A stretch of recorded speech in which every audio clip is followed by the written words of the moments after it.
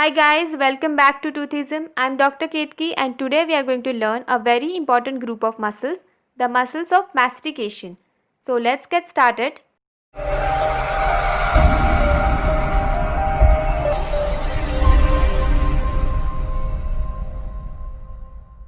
There are four muscles in this group: masseter, temporalis, medial pterygoid and lateral pterygoid. All of these muscles develop from the first branchial arch and their nerve supply comes from the mandibular nerve. So let's look at each muscle in detail. So this quadrilateral muscle which is covering the lateral surface of the ramus here is the masseter muscle. It has three layers: superficial, middle and deep. The superficial layer is the largest one and it arises from the maxillary process of the zygomatic bone, as you can see here, and the anterior two-thirds of the inferior border of the zygomatic arch.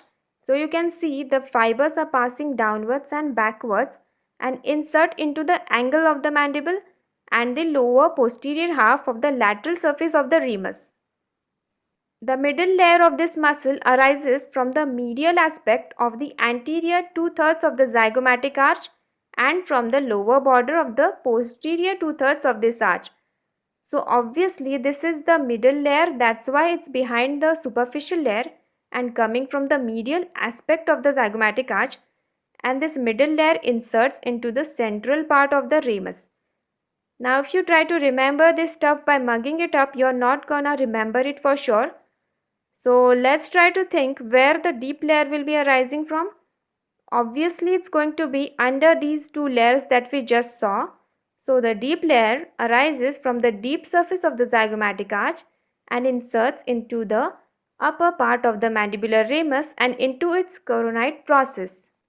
So origin is simple to remember. You just have to think which part of the zygomatic arch each layer is coming from, and if you see the pattern of insertion, it's going upwards.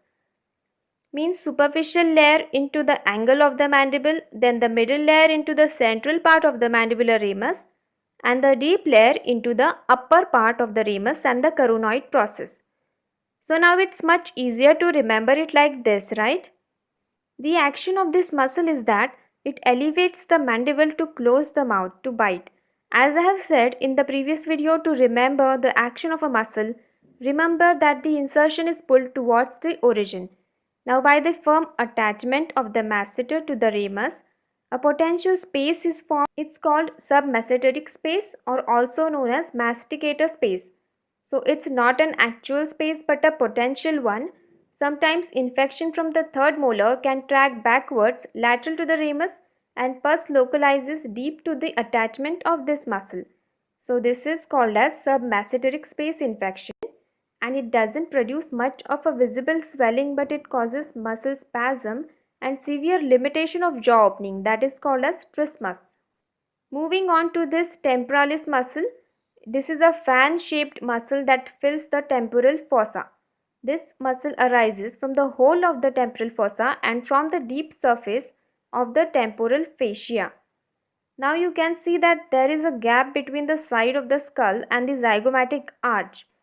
The fibers of the temporalis converge and descend into a tendon that passes through this gap and attaches to the coronoid process.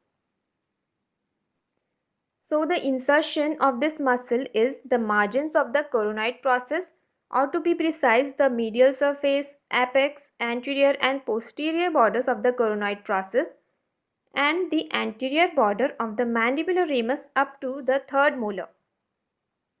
The orientation of these fibers is such that it looks like a fan because the anterior fibers are oriented vertically, the posterior most fibers are horizontally, and the intervening fibers are oriented obliquely. So we know that the temporalis fascia covers this muscle and attaches to the zygomatic arch. So a plane exists between this temporalis fascia and the muscle which passes beneath the arch. So if there is a zygomatic arch fracture, an elevator is introduced into this plane in order to reduce the fracture, and this approach is called as Gillies approach. The action of this muscle is elevation of the mandible to close the mouth. The fibers of this muscle also help in side to side grinding movement And as you know, the posterior fibers are oriented horizontally, so they help in retracting the protruded mandible. And keep in mind that these fibers are the only source of mandibular retrusion, and there can be an MCQ on this, like which of the muscles of mastication helps in mandibular retrusion. Now let's do an experiment. Keep your fingers on the side of your head just above the ears, where you think the posterior fibers of the temporalis will be. Now try to bring your lower jaw backwards and you will definitely feel the contraction of these fibers. Now you will remember it forever that the posterior fibers of the temporalis retrude the mandible. Okay guys, are you having fun learning? Because I am having fun for sure. So let's move on to the lateral pterygoid muscle. This is a short, thick muscle and has two parts, superior and inferior. The inferior head is 3 times larger than the superior head. So let's see that here. Upper head arising from the infratemporal surface and the infratemporal crest of the greater wing of the sphenoid bone, and the lower head from the lateral surface of the lateral pterygoid plate. This lateral pterygoid plate is a horseshoe shaped extension of the sphenoid bone. Let's see that here. So here is the lateral pterygoid muscle. So from these two origins, the fibers from the two heads converge and pass backwards and laterally to insert into a depression on the front of the neck of the mandible, and this depression is called as pterygoid fovea. A part of the upper head of this muscle is also attached to the capsule of the TMJ and to the anterior and medial borders of the articular disc. So what is the action of this muscle? As we know, the insertion is the neck of the mandible. So the insertion is pulled towards the origin. That is, the condyle is pulled forwards and slightly downwards. This is called as protrusive action. So when both sides, that is the left and right lateral pterygoid muscles, contract, it results in protrusion of the mandible. This bilateral contraction, when assisted by the suprahyoid and infrahyoid muscles, results in the depression of the mandible and opening of the jaw. Keep in mind that out of the 4 muscles of mastication, lateral pterygoid is the only one that opens the jaw. The rest of the muscles help in closing the jaw. This is also a type of MCQ question. Now let's see what happens when only one side of the muscle contracts. So when only one side of the muscle contracts along with the same side medial pterygoid muscle, it results in lateral mandibular movement to the opposite side, and this movement is observable during lateral excursive movements of the mandible, that is during chewing, as in mastication and clenching. So the 3 main actions are opening the jaw, protrusion of the mandible, and side-to-side movement. The spasm of this muscle can be very painful and can result in trismus, also known as locked jaw. The patient may require analgesics or muscle relaxants for treating the same. The last muscle is the medial pterygoid. It is a thick quadrilateral muscle and this also has 2 heads, superficial and deep. The major component here is the deep head. It also arises from the lateral pterygoid plate but from the medial surface. So we saw that the lateral pterygoid muscle also arises from the lateral pterygoid plate, but that muscle arises from the lateral surface, and this medial pterygoid arises from the medial surface of the lateral pterygoid plate. The deep head is deep to the lower head of the medial pterygoid, and the small superficial head arises from the maxillary tuberosity and the pyramidal process of the palatine bone. As this muscle is located on the medial aspect of the lower jaw, it's also called as internal pterygoid muscle. So, the fibers of this muscle pass downwards, backwards and laterally to insert into the roughened area on the lower and posterior part of the medial or the inner surface of the ramus, as we can see here, and the angle of the mandible as high as the mandibular foramen. So you can see how it's attaching here on the inner surface of the ramus of the mandible. This muscle also has triple function. First, the bilateral contraction of the muscle with lateral pterygoid muscle results in protrusion of the mandible. This action results as the muscle fibers are aligned antero-posteriorly. Second, when the medial pterygoid muscle on one side contracts along with the contraction of the lateral pterygoid of the same side, it results in the lateral movement of the mandible towards the opposite side. This action occurs due to the mediolateral direction of the muscle fibers. And third action is the elevation of the mandible.